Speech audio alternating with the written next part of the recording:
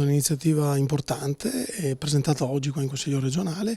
dove capofila c'è il comune di Piazzola sul Brenta assieme ad altri comuni, Campo San Martino, Rovolon, Vo,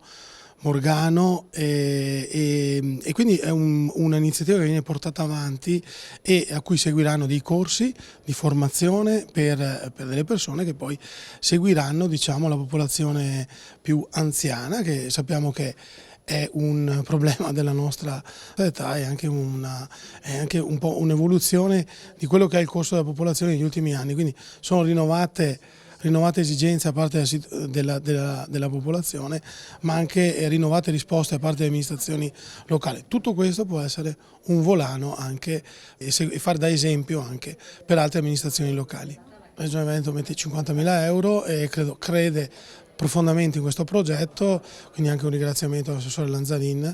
e infatti proprio oggi abbiamo presentato proprio qui l'iniziativa non a caso. La prima parte del progetto prevede la formazione di un albo di Family Assistant, praticamente viene dato il via a un corso di formazione per persone che vogliono fornire assistenza per lavoro alle famiglie.